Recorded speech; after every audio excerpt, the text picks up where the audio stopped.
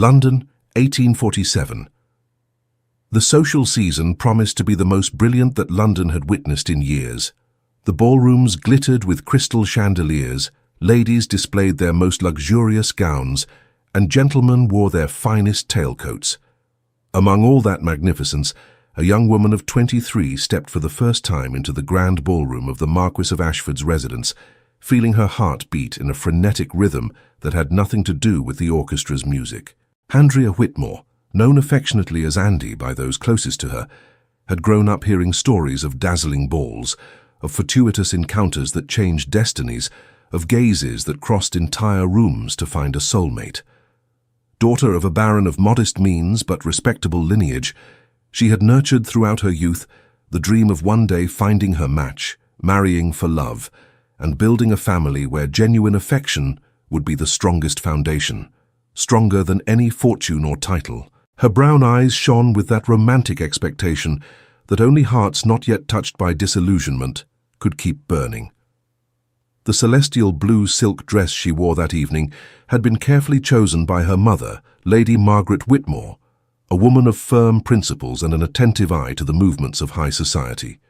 The fabric flowed gracefully around Andy's slender body, enhancing her delicate silhouette without ever crossing the line of impropriety. Her dark brown hair had been styled in an elegant arrangement, with small white flowers intertwined that lent an air of spring innocence to her appearance. When the orchestra began a new waltz, Andy watched the dancing couples with barely disguised admiration.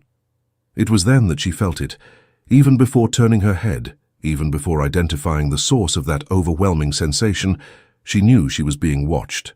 Heat rose up her neck, tinging her cheeks with a delicate blush, and when she finally allowed her eyes to survey the room in search of that burning gaze, she found it.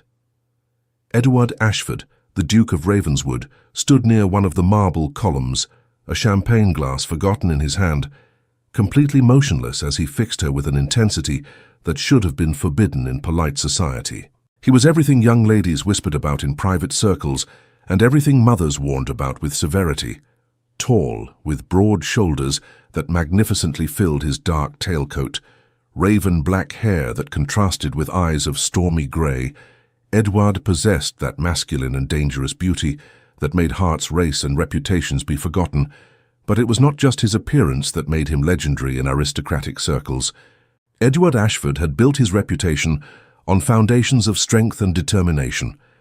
At 30 years old, he commanded his vast properties with a firm hand, participated actively in the House of Lords, where his opinions were respected even by political adversaries, and maintained a posture that oscillated between impeccable chivalry and an impetuosity that suggested dormant volcanoes beneath snow-covered mountains. They said that when the Duke of Ravenswood decided something, not even the Queen herself could dissuade him. In that moment, as his eyes remained locked on Andy's across the crowd, something changed in his habitually controlled expression. It was as if a door locked for years finally opened, allowing an unknown light to flood dark chambers. He deposited the glass on a passing tray, never averting his gaze, and began crossing the room toward her with deliberate steps that made the crowd instinctively open a path. Andy felt unable to breathe properly. Her hands sought the fan attached to her wrist in an attempt to anchor herself to reality, but her fingers trembled slightly. Something primitive and frightening awakened in her chest, a sensation that her romantic readings had never managed to describe with precision. It was as if her body recognized something that her mind still struggled to comprehend. But before Edward could reach her, a soft and melodious voice sounded at her side, interrupting the trance. "Forgive my boldness, miss, but it would be a crime against the beauty of this music to allow you to remain without a partner for the next waltz." Andy turned abruptly and found herself before another gentleman, this one with an appearance that contrasted dramatically with the Duke's somber intensity. Alberto Sinclair was the personification of aristocratic joviality. Where Edward commanded attention through intensity and power, Alberto drew people in through warmth and genuine interest. It was said in society that Alberto Sinclair had never met a stranger, only friends he had not yet gotten to know. His reputation was spotless, his kindness legendary among both servants and peers alike. While other young aristocrats spent their evenings gambling and drinking to excess, Alberto was known for his charitable work with orphanages and his genuine interest in improving conditions for workers on his family's estates.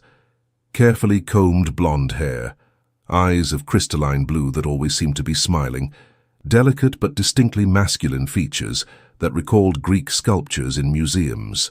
He bowed with fluid grace, extending his gloved hand in an invitation impossible to refuse without causing offense.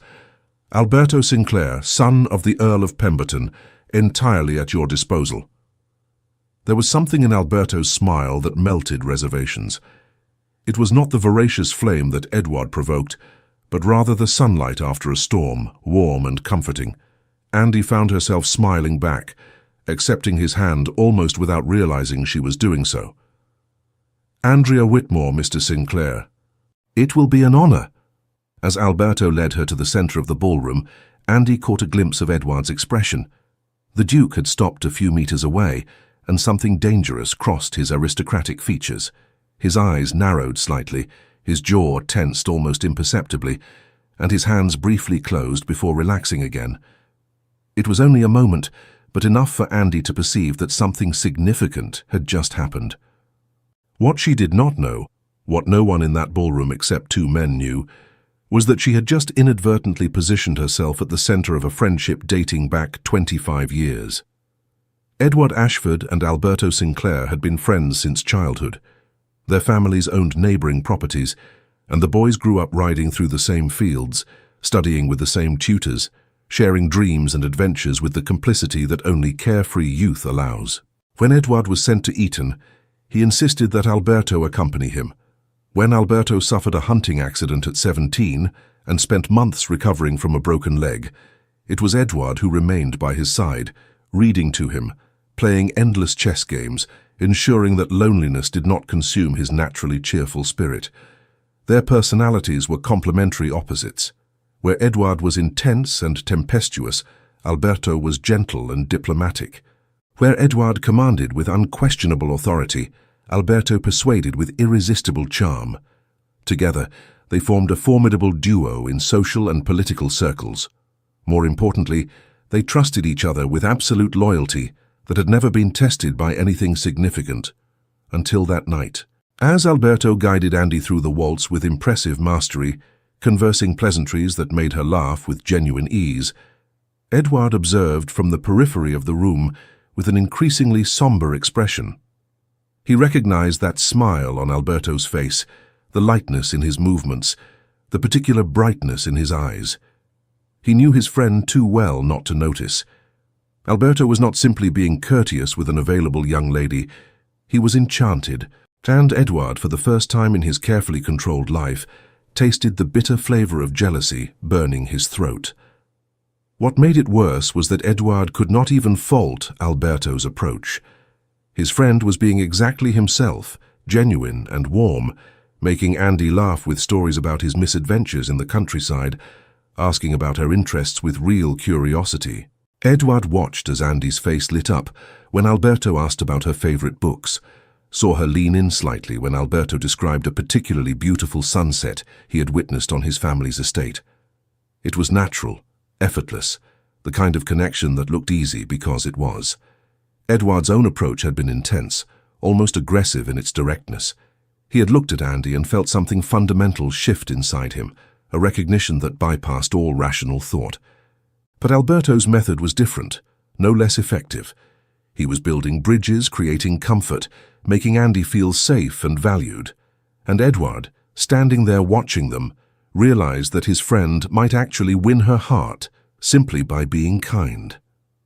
The waltz ended to polite applause, and Andy made a graceful curtsy to Alberto, still smiling in that way that made her entire face illuminate. It was then that she felt a presence behind her, so close she could perceive the subtle aroma of sandalwood and something indefinably masculine. "Miss Whitmore." Edward's voice was deep, laden with something that made every nerve ending in Andy's body awaken. "Would you grant me the honor of the next dance?" It was not exactly a request. The tone carried that habitual authority of someone accustomed to being obeyed, but there was also an underlying urgency that transformed the words into something more significant than a simple invitation to dance. Andy turned slowly, finding herself incredibly close to the Duke. Up close he was even more impressive.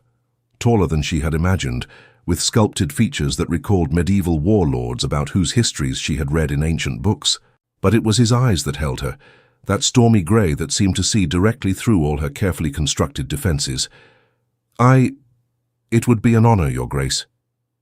Edward's hand enveloped hers firmly, and Andy felt an electric current course through her arm.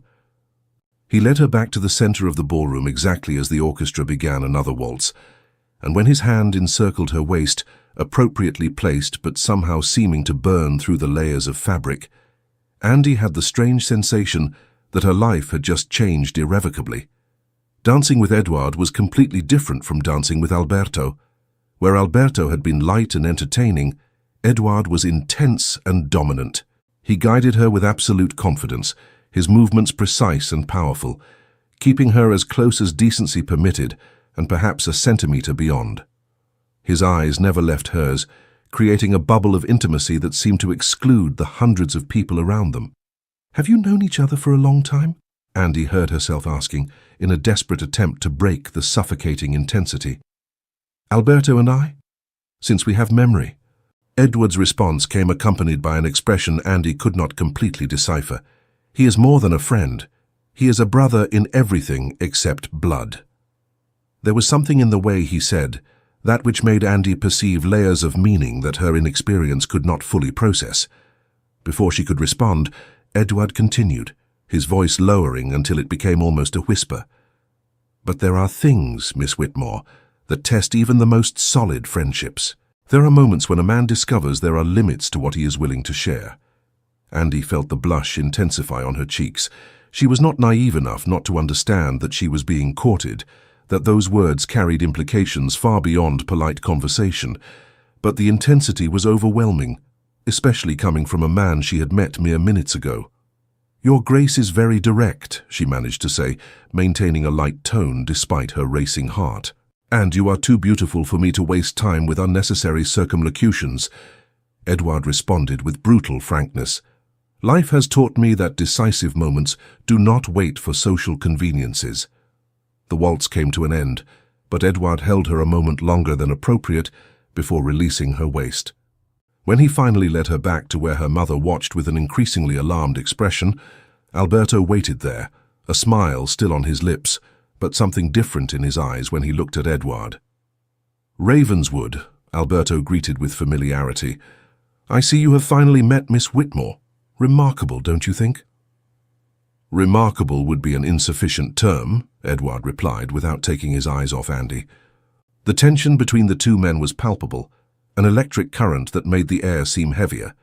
Other guests began to notice, discreet whispers beginning to circulate like invisible waves through the ballroom. Lady Margaret Whitmore, whose maternal and social instincts were highly attuned, decided it was time to intervene. "Andrea, dear," her voice cut through the charged moment with surgical efficiency, "I am beginning to feel a slight headache. Perhaps it would be prudent for us to retire." Andy recognized this for what it was, a strategic exit to preserve reputations before the situation became the object of harmful gossip.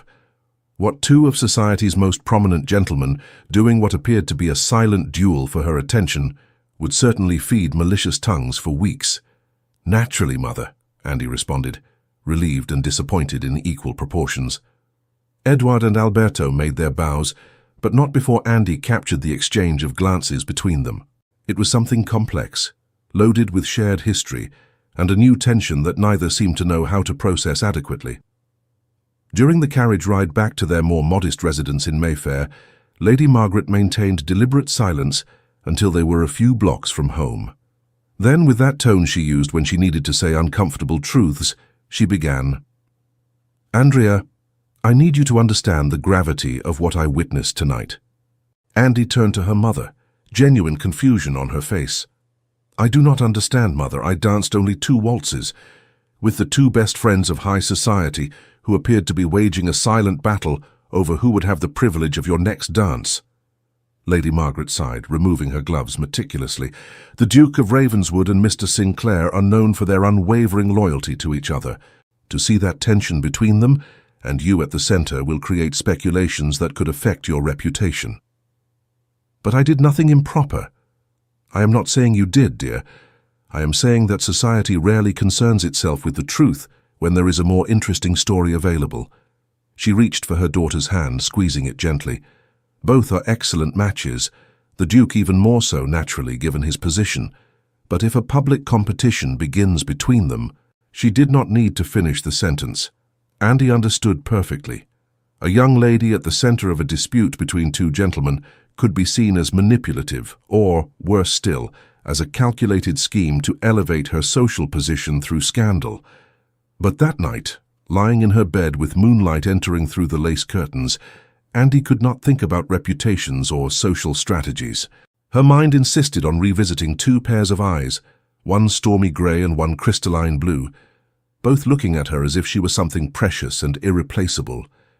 What she did not know was that, a few kilometers away in the imposing mansion of Ravenswood House, two men shared brandy in a mahogany-lined library, trapped in a tense silence that was completely unprecedented in decades of friendship. It was Alberto who finally spoke, slowly turning his glass between his fingers. "She is extraordinary, don't you think?" Edward remained still by the window, observing London's dark streets. "She is. I intend to court her," Alberto said, his tone still casual but with an underlying firmness. "With all propriety, naturally. I believe she would be a perfect companion." Edward closed his eyes briefly, a sharp pain crossing his chest. "Alberto, I know you felt it too, old friend," Alberto interrupted gently. "I am not blind. I saw the way you looked at her, but we need to be reasonable about this." Edward finally turned, his face a mask of control with visible cracks. "Reasonable? How exactly do you suggest we be reasonable when we have both just met the woman who could be—" He did not finish, but he did not need to. Alberto understood perfectly. "So what do you propose?" Alberto asked, putting his glass aside and standing up. "That we fight for her like savages, that we destroy a 25-year friendship over a woman we met a few hours ago." "I am not suggesting we fight," Edward replied, each word heavy. "I am saying I cannot simply step aside. Not this time. Not with her." Alberto studied his friend's face, seeing there a vulnerability that Edward rarely allowed others to witness. He sighed deeply. "Then we will both court her. Honorably, respectfully, and let her choose." He extended his hand. "But promise me, Edward, that regardless of the outcome, our friendship will survive." Edward looked at the extended hand for a long moment before gripping it firmly. "I promise. But Alberto, you need to understand. I will fight for her with everything I have." "I would expect nothing less," Alberto replied with a smile that did not quite reach his eyes.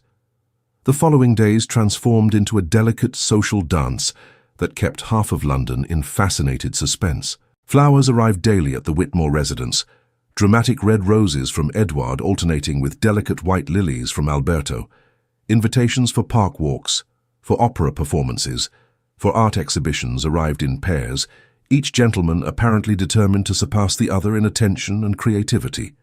Andy found herself in an extraordinarily uncomfortable position. She genuinely appreciated both men, though in completely different ways. Alberto was easy, comforting, the kind of company that transformed even the most mundane tasks into fun adventures. He made her laugh with clever anecdotes, discussed books with genuine enthusiasm, and treated her with a kindness that warmed her heart. Edward, on the other hand, was intense and challenging. Their conversations explored deeper territories, philosophy and politics and dreams that were rarely verbalized in polite society. He looked at her as if he were trying to memorize every detail of her face, as if she were a fascinating puzzle he was determined to decipher. With Edward, Andy felt alive in a way that was simultaneously exciting and terrifying. A month after the initial ball, the three found themselves at a private musical performance at the residence of the Marquis of Hertford.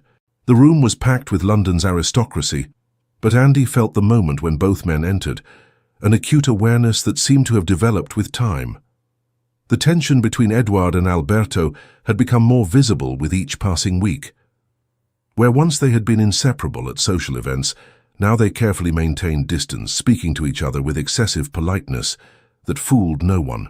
Their friends noticed, servants whispered, and the mothers of other eligible daughters watched with a mixture of sympathy and schadenfreude, glad their own daughters were not the cause of such discord. During the intermission, as guests circulated with champagne glasses and conversed in groups, Andy found herself briefly alone on a less frequented terrace, seeking a moment of respite from the constant attention. She pressed her gloved hands against the cool stone balustrade, breathing deeply of the evening air, trying to calm the anxiety that had been building in her chest for weeks. She had noticed the change in both men. Edward had become more brooding, his intensity shading into something darker. He looked at her with a possessiveness that was both thrilling and frightening. Alberto, meanwhile, had lost some of his characteristic lightness. His smiles did not reach his eyes quite as fully, and she had caught him staring at Edward with an expression of profound sadness more than once.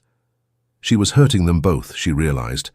Her inability to choose, her selfish desire to hold on to both connections, was damaging a friendship that had existed longer than she had been alive.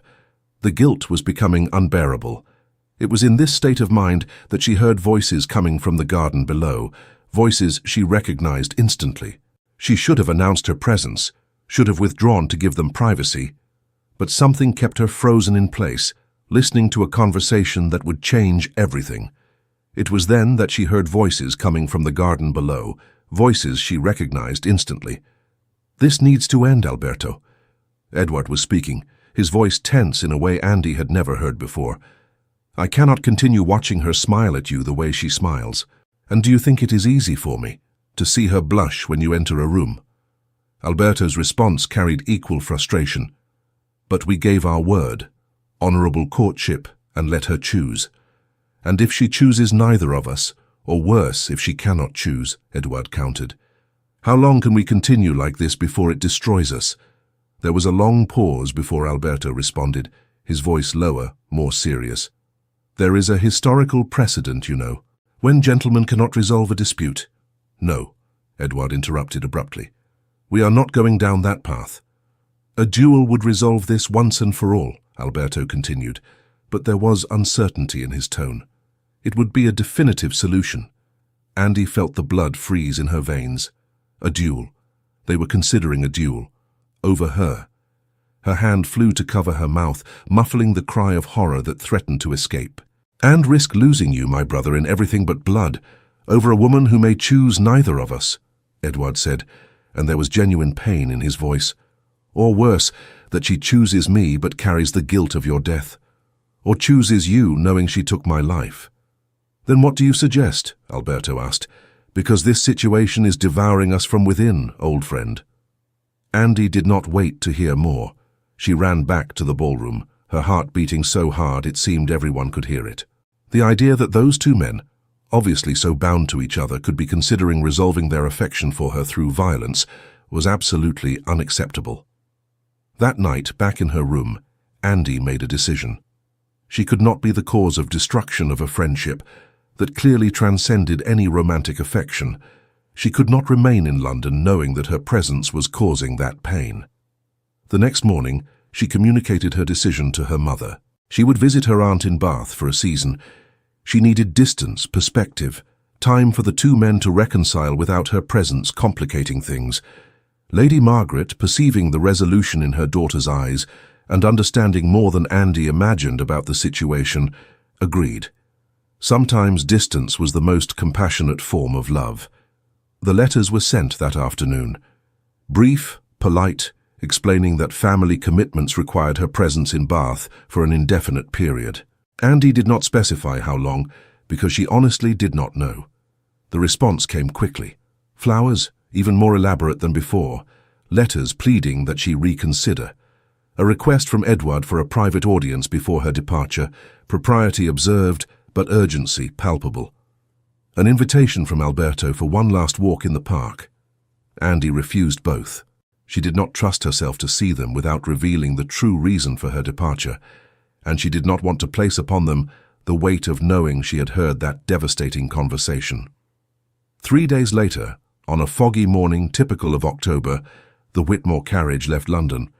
Andy watched the city disappear through the window, silent tears rolling down her face as her mother squeezed her hand in silent support.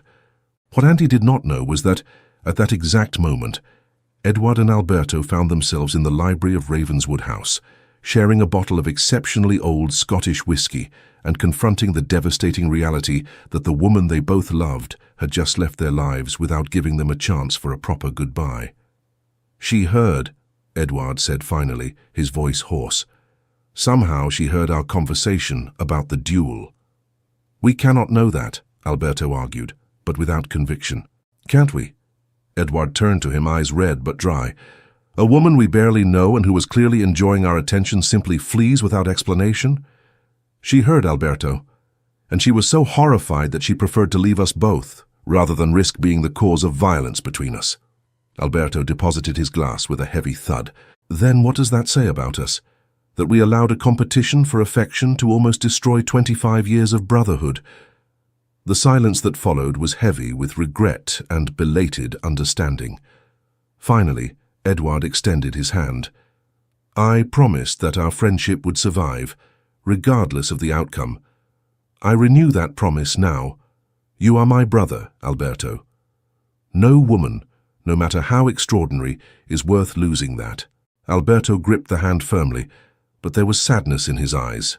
"I agree, but Edward, I fear we have both already lost much more than we can admit." Bath received Andy with its characteristic Georgian elegance and its famous thermal waters.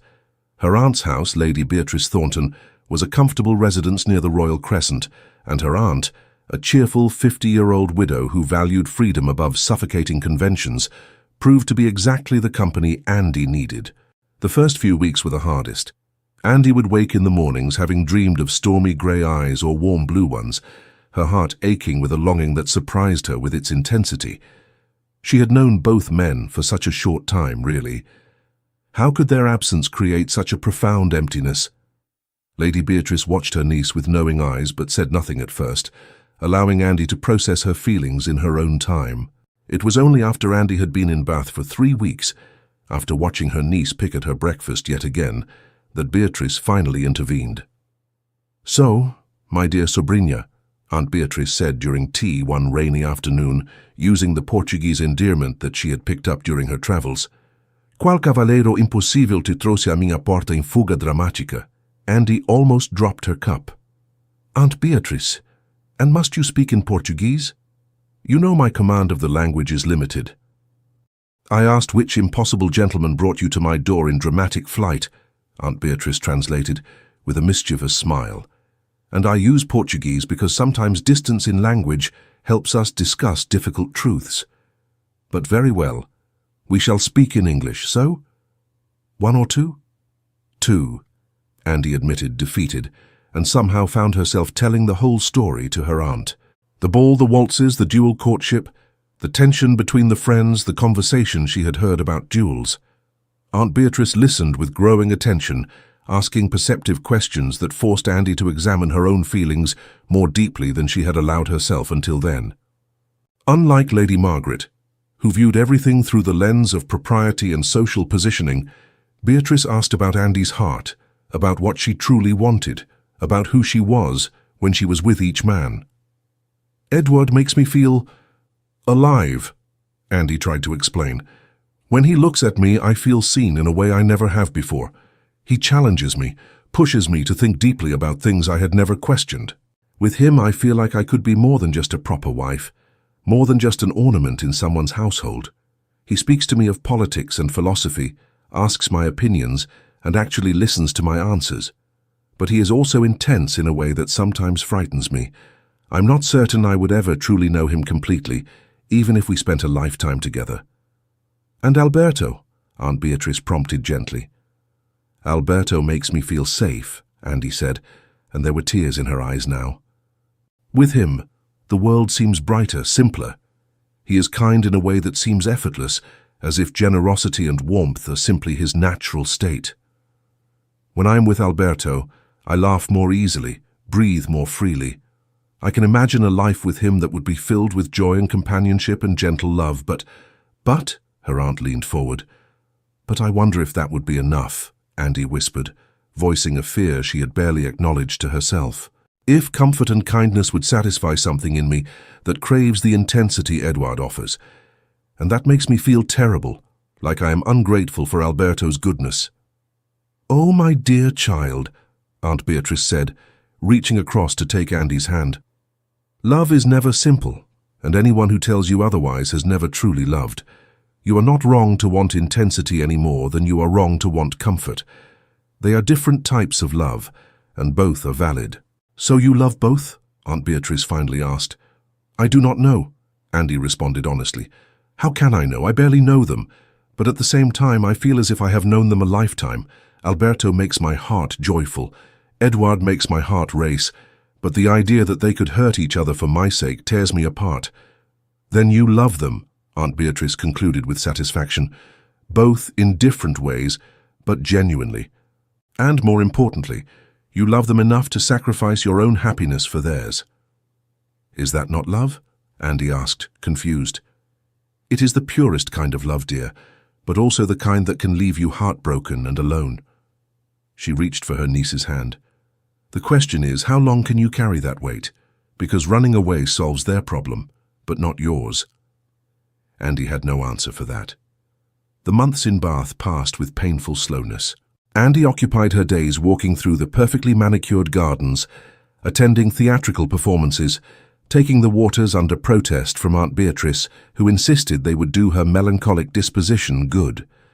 She made superficial friendships with other young ladies of Bath society, participated in teas and small social events, but her heart remained firmly trapped in London, divided between two men who had probably already forgotten her. But they had not forgotten her. Unbeknownst to Andy, both Edward and Alberto wrote letters that they never sent, pouring their hearts onto paper in the privacy of their respective studies. Edward's letters were intense, passionate declarations that laid bare the depths of his feelings in a way he had never been able to do in person. Alberto's were gentle and hopeful, speaking of futures he dared to imagine and dreams he wanted to share. Neither man sent their letters, each fearing that pursuing Andy after she had so clearly chosen to leave would be a form of selfishness, of placing their own desires above her obvious need for distance and peace. So the letters accumulated in desk drawers, unsent testimonies to love unexpressed. Meanwhile, in London, the friendship between the two men began a slow, painful process of healing. Without Andy's presence as a constant reminder of their rivalry, they found themselves gravitating back toward each other, drawn by decades of shared history and genuine affection. They were not the same as they had been before, the innocence of their friendship having been compromised by competition and jealousy, but they were determined to rebuild what they had nearly lost. It was during one of their tentative reconciliatory dinners, about 6 months after Andy's departure, that they finally spoke openly about what had happened. "I nearly hated you," Edward admitted, staring into his wineglass. "For weeks after she left, I would see you and feel this surge of anger, this irrational conviction that if you had simply stepped aside, she would have stayed. She would have been mine." "I felt the same," Alberto confessed. "I would lie awake at night imagining all the ways I could have won her if you had not been there, casting your ducal shadow over everything. I resented your title, your wealth, your intensity that seemed to captivate her in ways my simple kindness never could." They sat in silence for a long moment, both contemplating how close they had come to destroying everything. "We were fools," Edward finally said. "We were men in love," Alberto corrected gently. "And love makes fools of us all. But Edward, I want you to know if she had chosen you, I would have stepped aside. It would have broken my heart, but I would have done it. Your happiness, her happiness, those would have been more important than my own desires." "I know," Edward said quietly. "And I would have done the same for you. That is what makes this whole situation so unbearably tragic. We both loved her enough to let her go if it meant she would be happy. We both loved each other enough to sacrifice our own happiness. And in the end, we all lost anyway." "Perhaps," Alberto said thoughtfully, "that is not entirely true. We have reclaimed our friendship. That is something worth having, even if it came at a heavy cost." Letters from Lady Margaret kept Andy apprised of London news. The reports of Edward and Alberto's reconciliation brought her both relief and a strange sort of grief. Relief because she had not permanently destroyed their friendship. Grief because their reconciliation seemed to confirm that neither man loved her enough to continue pursuing her, that she had been a temporary madness that passed once she removed herself from their sight. Letters from her mother brought news from London. Gentlemen Ashford and Sinclair, Lady Margaret reported, seemed to have resumed their characteristic friendship. They were seen together at the clubs, at the opera, at social events, apparently without any residual tension.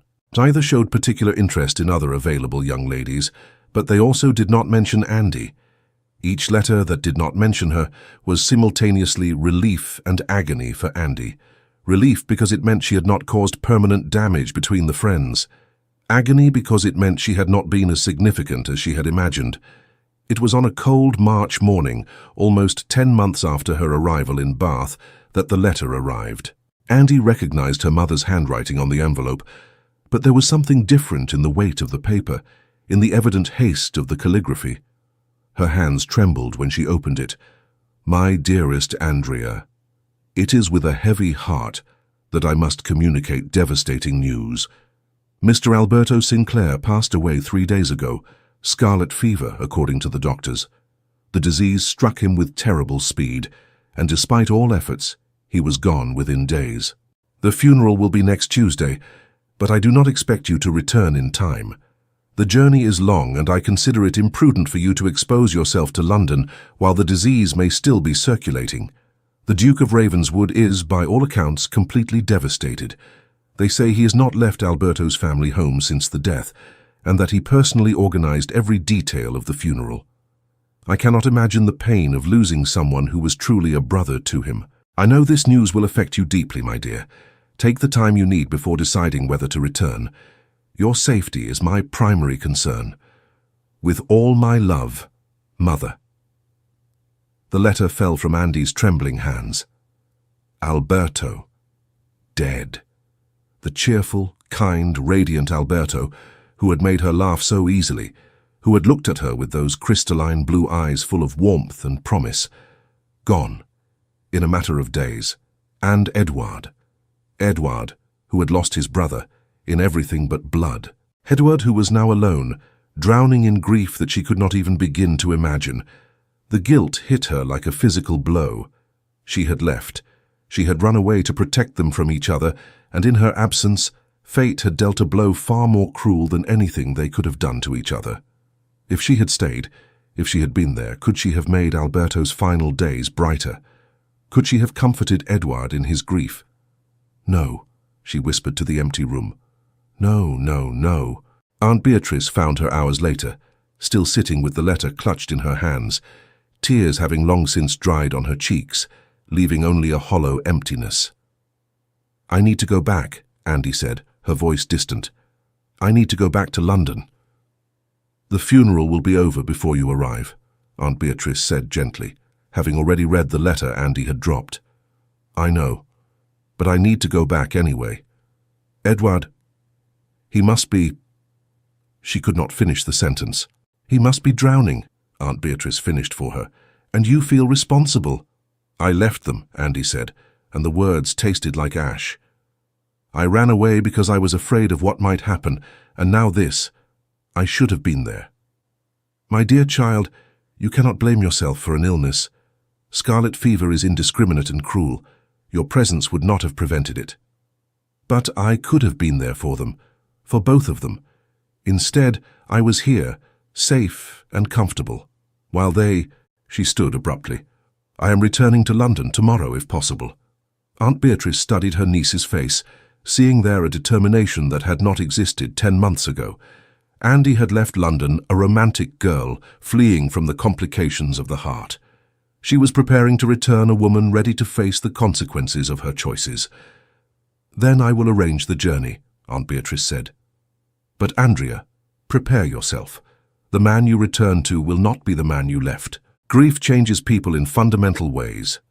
1 week later, Andy's carriage rolled through the familiar streets of London. The city seemed different, or perhaps she was the one who had changed. Everything appeared slightly grey, muted, as if the world itself was in mourning. Or perhaps it was simply her own grief colouring her perception, painting everything in shades of sorrow. The journey from Bath had been long and uncomfortable, but Andy had barely noticed the physical discomfort, her mind too occupied with memories of Alberto and worries about Edward. She had replayed every conversation, every smile, every moment she had spent with both men, torturing herself with questions that could never be answered. Had Alberto known she cared for him? Had he died thinking she had simply abandoned him without a thought? And Edward, how was he surviving this devastating loss? Lady Margaret was waiting at the door when Andy arrived, and mother and daughter embraced silently for a long moment. Andy could feel her mother trembling slightly, and realized that Lady Margaret too had been affected by Alberto's death. He had been kind to everyone, had charmed Lady Margaret during his courtship of Andy, with his genuine interest in her opinions and his respect for her guidance. "The funeral was 3 days ago," Lady Margaret finally said as they entered the house, her voice heavy with sadness. "It was, Andrea, I have never witnessed such grief. The church was packed, every pew filled with people whose lives Alberto had touched in some way. Lord Pemberton could barely stand. His wife had to be supported by 2 of their daughters. But Edward," she paused, as if gathering strength to continue. "Edward gave a eulogy that left not a single dry eye in the church. He spoke of brotherhood, of loyalty, of a bond that death itself could not sever. He talked about their childhood adventures, their years at school together, the countless ways Alberto had made his life better simply by being in it. And then he spoke about Alberto's final hours, about the forgiveness and love they had shared, about Alberto's concern, even in death, that Edward should not blame himself for anything." Lady Margaret's voice broke, and Andy held her mother's hand tightly. He said that Alberto's final coherent words were a blessing, a wish that Edward should find happiness and live fully, that he should love without reservation and forgive himself for being human. By the time Edward finished speaking, half the congregation was openly weeping. "How is he now?" Andy asked, though she almost feared the answer. "No one has seen him since the funeral. He returned to Ravenswood House and has not emerged.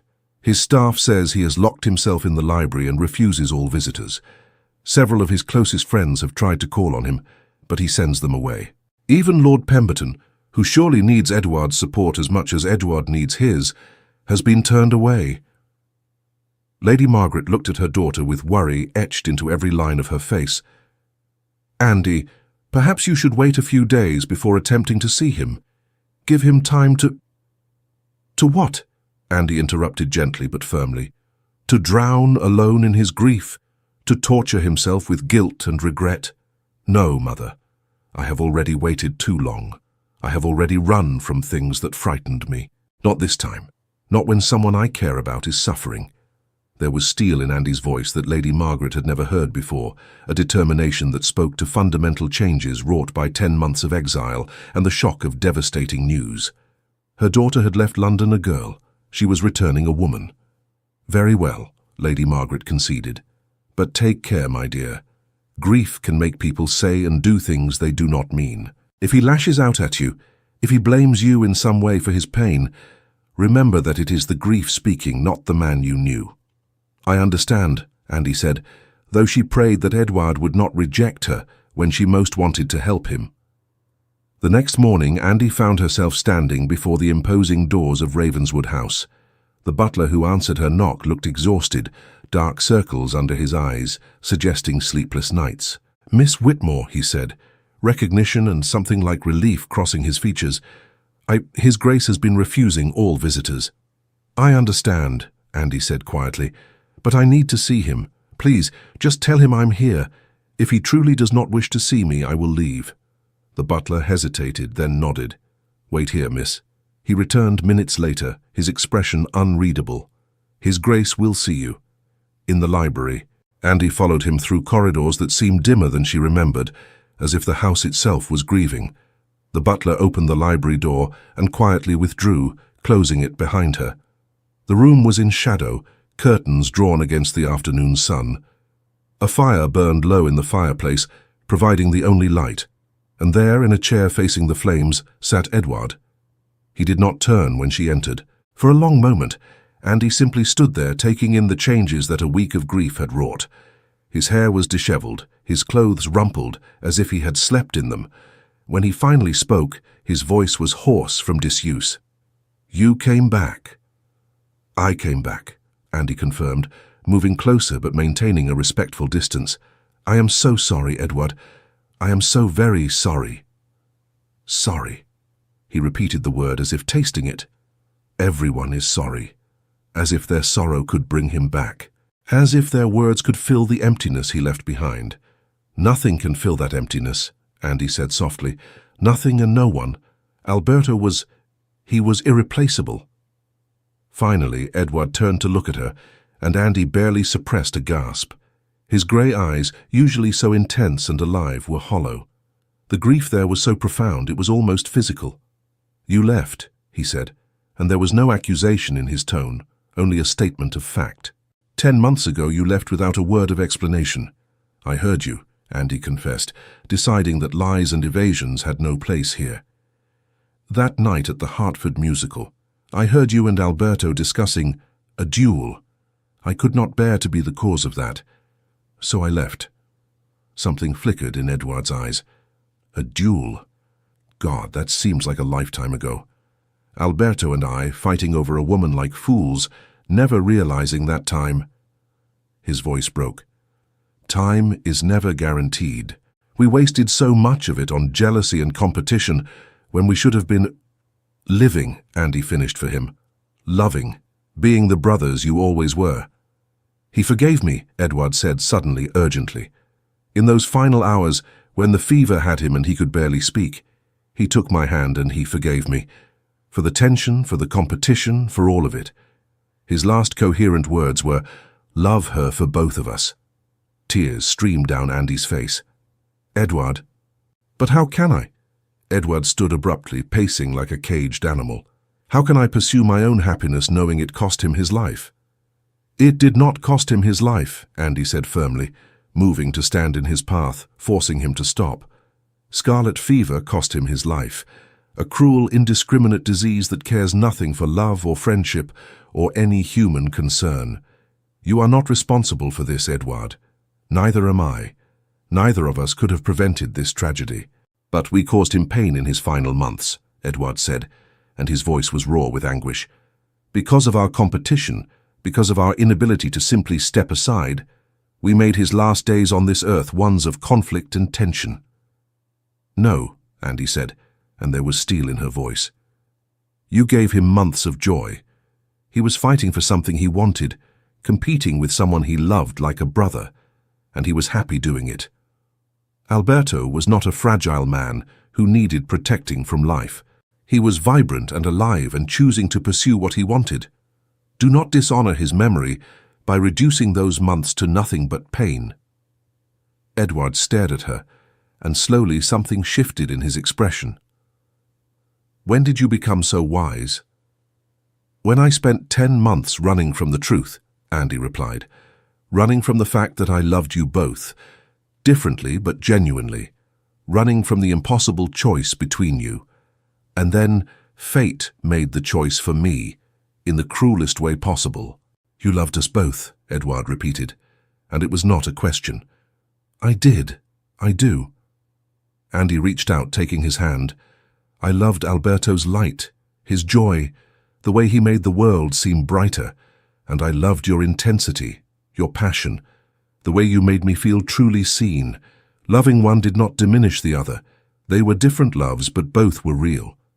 Edward looked down at their joined hands. "He told me to love you for both of us, but I do not know if I can. I do not know if I deserve to after—" "Stop," Andy interrupted. "Edward, look at me." She waited until his eyes met hers. "Alberto loved you. That love did not die with him. It does not require punishment or penance. It requires that you honor it by living, by allowing yourself to continue feeling, to continue hoping, to eventually find joy again. That is what he would want." "How can you know that?" "Because that is what anyone who truly loves wants for those they leave behind," Andy said simply.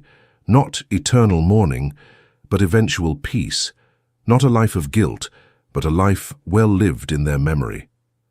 For the first time since she had entered the room, Edward's eyes filled with tears. He pulled Andy into his arms, holding her as if she were an anchor in a stormy sea, and wept. She held him, offering no platitudes or false comforts, just her presence and her understanding. They stood like that for a long time, two people bound together by loss and love, and the ghost of a man who had loved them both. In the days and weeks that followed, Andy became a regular visitor to Ravenswood House. She did not push, did not demand, simply sat with Edward as he slowly found his way back to life. They talked about Alberto, sharing memories and stories, laughing at his terrible jokes and his infectious optimism, crying when the weight of his absence became too heavy to bear alone. Slowly, imperceptibly at first, something began to shift between them. The intensity that had characterized their first meeting was still there, but it had been tempered by grief and understanding into something deeper, more profound. They were no longer two people competing for the same prize, but two souls bound by shared loss, and the gradual realization that life, however painful, continued forward. It was a warm afternoon in late May, nearly 3 months after Alberto's death, when Edward asked Andy to walk with him in the gardens of Ravenswood House. The roses were in full bloom, their fragrance heavy in the air, and for the first time in months, Edward seemed almost like his old self. "I have been thinking," he began, his hands clasped behind his back as they walked along the gravel path, "about what Alberto said, about loving you for both of us." Andy said nothing, simply waited for him to continue. "I do not think he meant that I should love you as he would have loved you," Edward continued. "I think he meant that I should love you fully, completely, holding nothing back, that I should embrace whatever happiness we might find together, not in spite of his absence, but in honor of the friendship that allowed us to be so open with each other in the first place." He stopped walking and turned to face her, taking both her hands in his. "Andrea Whitmore, I loved you from the moment I saw you across that ballroom. That has not changed. If anything, these months of grief have shown me how precious and fleeting life can be. I do not want to waste another moment in uncertainty or guilt." Andy's heart raced, but she needed to be certain. "And Alberto? Will his memory always stand between us?" "No," Edward said firmly. "His memory will stand beside us. It will be part of our foundation, a reminder of the cost of wasted time and the value of honest love. I want to build a life with you, Andy, a life that honors what we have lost while celebrating what we have found." Tears gathered in Andy's eyes, but they were not tears of sorrow alone. "I want that too," she whispered. "I have wanted it for so long, but I was afraid." "We have both been afraid," Edward said, reaching up to cup her face gently. "But I think it is time to be brave." He kissed her then, gently at first, then with growing passion, and Andy felt as if pieces of herself that had been scattered were finally coming back together. It was not the desperate, all-consuming fire she had imagined in her youth. It was something better, something deeper. It was love tempered by loss, passion grounded in understanding, hope built on the foundation of shared grief. When they finally pulled apart, both were smiling through their tears. "I have something to ask you," Edward said, his voice slightly unsteady. "But first, there is something I must do." He led her to a corner of the garden where a young oak tree had recently been planted. At its base was a simple stone marker. "In memory of Alberto Sinclair," Andy read aloud, "brother, friend, forever missed." "I planted it the week after the funeral," Edward explained. "A living memorial, something that will grow and strengthen with time, just as our memories of him should. I come here often, to talk to him, to ask his advice, to simply feel close to him again." He knelt beside the marker, and Andy knelt with him. "Alberto," Edward said softly, "I am about to ask the woman we both love to be my wife.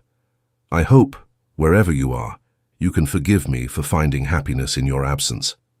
But more than that, I hope you know that you will never be forgotten, that your name will be spoken in my house, that your memory will be honored, that any children I have will know the story of the uncle they never met, but who changed their father's life forever." Andy felt fresh tears spill down her cheeks as Edward turned to her, pulling a small velvet box from his pocket. Andrea Whitmore, will you marry me? Will you build a life with me, one that remembers the past while embracing the future? Will you help me become the man that Alberto believed I could be? Yes, Andy breathed, not hesitating for even a moment. Yes, Edward. 1,000 times, yes. He slipped the ring onto her finger, a beautiful sapphire surrounded by diamonds that caught the afternoon light. Then he pulled her close, and they held each other beside Alberto's tree, two people who had found love in the most unexpected and painful of circumstances. Their engagement was announced quietly, without the fanfare that would typically accompany the betrothal of a duke. The wedding was planned for August, a small ceremony with only close family and friends. Lady Margaret wept happy tears when Andy told her, embracing her daughter and whispering that she was proud of the woman she had become. The night before the wedding, Andy found herself unable to sleep. She sat in her room at her mother's house, looking at the wedding dress hanging by the window, thinking about the journey that had brought her to this moment. The girl who had entered that ballroom 15 months ago seemed like a stranger now, innocent and naive, believing that love was simple and that happy endings came without cost. She knew better now. She knew that love was complicated, that happiness was often built on the foundation of sorrow, that every joy carried within it the echo of loss, but she also knew that this made it more precious, not less. That the ability to love again after grief was perhaps the greatest act of courage a human could perform. There was a soft knock at her door, and Lady Margaret entered, carrying something wrapped in cloth. "I thought you might be awake," her mother said, sitting beside her on the bed. "I have something for you." She unwrapped the cloth to reveal a small wooden box. Inside was a pressed flower, white and delicate, one of the flowers that had been in Andy's hair the night of that first ball. "Alberto sent these to me the day before he became ill," Lady Margaret said softly, "with a letter asking that I save one in case things did not end as he hoped. He wanted you to have it on your wedding day, whomever you married, with his blessing and his love." Andy took the pressed flower with trembling hands. "He knew," she whispered. "He knew he might not." "He knew that life is uncertain," Lady Margaret corrected gently. "And he wanted to ensure that his love for you, in whatever form it took, would be part of your happiness. That is the kind of man he was." Andy carefully placed the flower in her wedding bouquet, where it would rest among the white roses and lilies. Tomorrow, when she walked down the aisle to marry Edward, Alberto would be with her in spirit, his blessing woven into the flowers she carried. The wedding day dawned clear and bright, unusually warm for August. The ceremony was held in the small chapel on the Ravenswood estate, the same chapel where Alberto's funeral had been held 3 months earlier. It was a deliberate choice, Edward had explained. He wanted to reclaim that space, to fill it with joy and promise instead of leaving it forever associated only with grief. As Andy walked down the aisle on her father's arm, she saw Edward waiting at the altar, looking impossibly handsome in his formal attire, his eyes locked on hers with an intensity that still made her breath catch. But standing beside him, in her mind's eye, she could see Alberto too, smiling that radiant smile, giving them both his blessing. The ceremony was beautiful in its simplicity. There were no grand speeches, no elaborate rituals, just two people promising to love and honor each other for whatever time they were given, to face life's uncertainties together, to build something meaningful on the foundation of shared grief and hard-won wisdom. When the vicar pronounced them husband and wife, and Edward kissed her with gentle reverence, Andy felt a sense of peace settle over her. This was not the fairy tale ending she had imagined as a girl. It was something better, something real. It was love that had survived loss, joy that acknowledged sorrow, hope that was grounded in the reality of life's fragility. The wedding breakfast was intimate and warm, filled with laughter and gentle tears. Edward gave a toast that spoke of second chances and the importance of seizing happiness when it was offered. He raised his glass to Alberto, thanking him for the gift of his friendship and his final blessing, and there was not a dry eye in the room. As the celebration wound down and guests began to depart, Edward took Andy's hand and led her once more to Alberto's tree in the garden. It had grown noticeably in the month since it had been planted, its leaves full and green, reaching toward the sky. "I wanted to bring you here before we leave for our wedding trip," Edward said, "to show you something." He gestured to a new addition beside the marker, a small bench carved from oak with an inscription, "Rest here and remember love." "I had it made so that we can come here together," Edward explained, "so that our children, when we have them, can sit here and learn about the uncle who will never hold them, but whose love helped bring them into existence, so that Alberto remains part of our story always." Andy wrapped her arms around her husband, overwhelmed by the thoughtfulness of the gesture. "It is perfect," she whispered. "He would have loved it." They sat together on the bench as the sun began to set, painting the sky in shades of gold and rose. And in that moment, Andy felt a presence beside them, warm and comforting and achingly familiar. She could not say if it was real or imagined, faith or fancy, but she chose to believe that Alberto was there with them, happy in their happiness, at peace with the way things had unfolded. "Thank you," she whispered to the air, to the tree, to the memory of a man who had loved her enough to let her go. "Thank you for everything." The years that followed were not without their challenges. Edward struggled periodically with guilt and grief, wondering if he deserved the happiness he had found.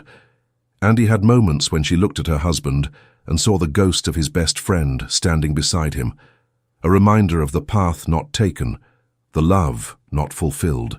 But they worked through these moments together, talking openly, supporting each other, building a partnership that was stronger for having weathered loss.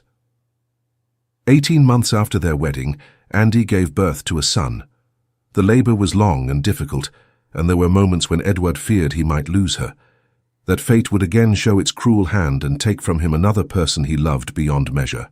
But Andy was strong, stronger than anyone had given her credit for, and she brought their child into the world with fierce determination. When Edward held his son for the first time, tears streaming down his face, Andy watched the transformation that came over her husband. All the grief and guilt that had shadowed him seemed to lift, replaced by wonder and hope and overwhelming love. "What shall we name him?" Edward asked, unable to take his eyes off the tiny face. Andy smiled, though her eyes too were wet with tears. "I think you know." Edward looked up at her, understanding dawning in his expression. "Are you certain?" "I am certain," Andy said firmly. "We will call him Alberto Edward Ashford." Alberto, so that he carries with him always the name of a man who loved without condition, who gave his blessing even in death. And Edward, so that he knows the strength and honor of his father. Edward bent to kiss his wife, his son cradled carefully between them. "You are the most remarkable woman I have ever known," he whispered. "And you are the man I was always meant to find," Andy replied. "It just took loss and grief and a long journey to bring us together." Little Alberto, or Albie as he quickly became known, grew into a bright and cheerful child who seemed to have inherited the best of both the men for whom he was named. He had his father's intelligence and intensity, but also a natural warmth and charm that reminded everyone who had known him of his namesake. Edward told him stories about his uncle from the time he was old enough to understand, painting a picture of a man who was brave and kind, loyal and joyful. On Albie's 4th birthday, the family made a pilgrimage to Alberto's tree, which had grown tall and strong. Albie laid flowers at the base of the marker, as he did every year on his birthday and on the anniversary of Alberto's death. "Is Uncle Alberto watching us from heaven?" Albie asked, his small hand in his father's. Edward knelt beside his son, smoothing back his dark hair. "I believe he is," he said. "I believe he sees how loved you are, how happy you make us, and how his name lives on in you. And I believe he is smiling." "I wish I could have met him," Albie said wistfully. "So do I, my son," Edward replied, his voice thick with emotion. "But in a way you carry him with you always. Every time someone speaks your name, they remember him. Every time you show kindness or courage or joy, you honor his memory. That is a precious gift." Andy watched her husband and son together, feeling a swell of love so profound it was almost painful. They had built something beautiful from the ashes of loss, a family grounded in memory, but reaching always toward the future. It was not the life she had imagined in her youth, but it was infinitely more precious for having been earned through grief and sacrifice. As the years continued to pass, the sharp edge of grief dulled into a gentle melancholy, a bittersweet awareness of absence that no longer crippled, but instead informed their appreciation for what they had. Edward became known not just as a powerful duke, but as a devoted husband and father, a man who had learned through loss the true value of love. Andy blossomed into a woman of substance and compassion, known for her work with widows and orphans, her understanding of grief making her a comfort to others who walked that difficult path. They had 2 more children, a daughter named Margaret after Andy's mother, and another son they called James. But Alberto remained the eldest, the keeper of his uncle's name, the living bridge between past and present.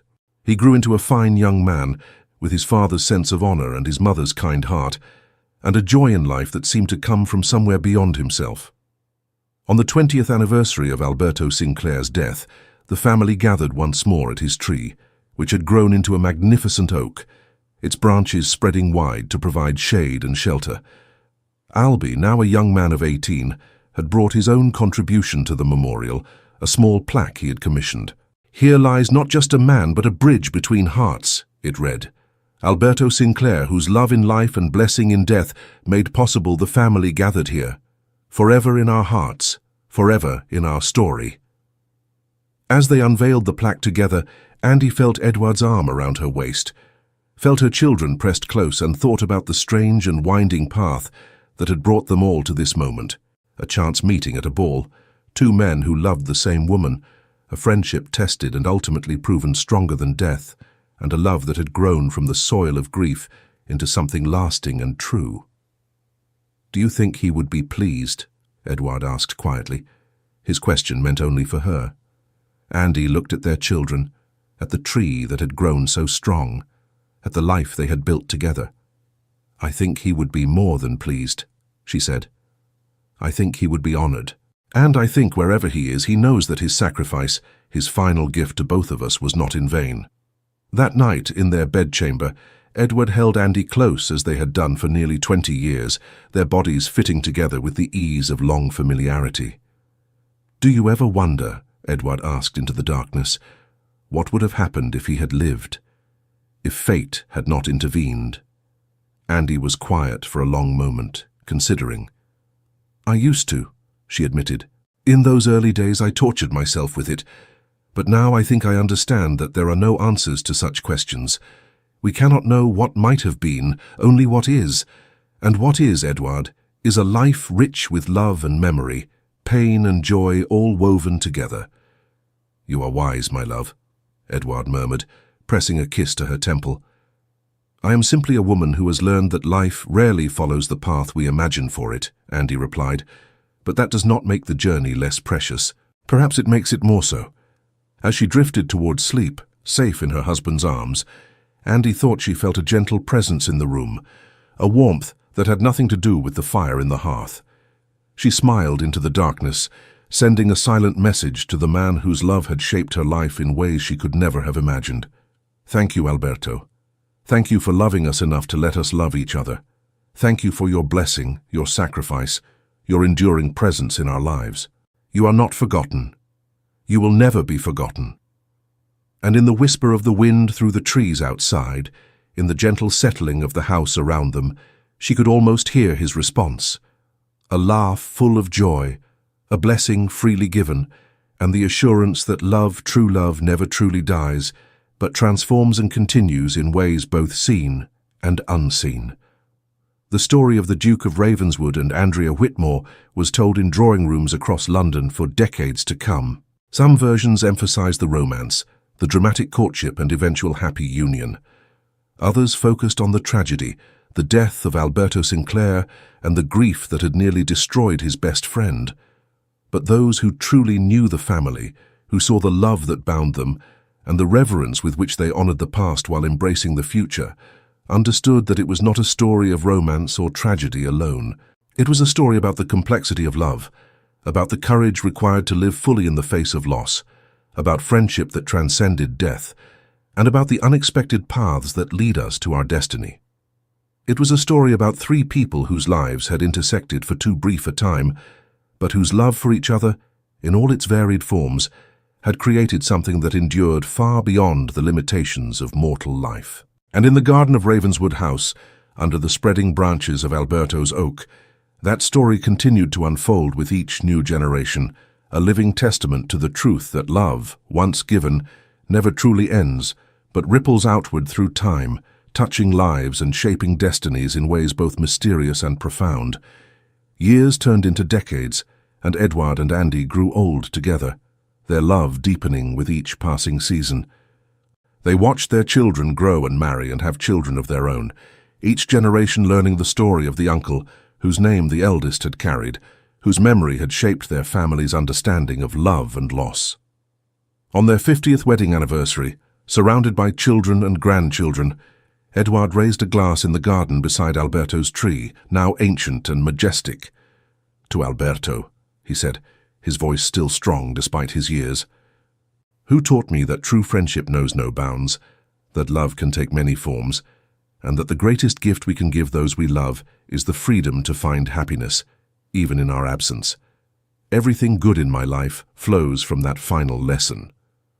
"To Alberto," the family echoed, raising their glasses to the tree, to the memory, to the love that had made them all possible. And as the sun set over Ravenswood House, painting the sky in brilliant shades of gold and crimson, it seemed to Andy that she could see, just for a moment, a familiar figure standing beneath the tree, his face alight with that radiant smile, his hand raised in a final eternal blessing. The end. Thank you for staying with us until the end of this emotional journey. If this story touched your heart, we invite you to subscribe, like, comment, and share our channel.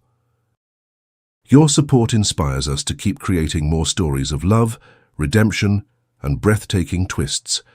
Help us reach our first 1,000 subscribers, and together we'll continue sharing tales that warm the heart. At the end of this video, you'll see a suggestion for another of our historical stories. Click and let yourself be enchanted by another unforgettable tale. With all our gratitude, Echoes of Romance.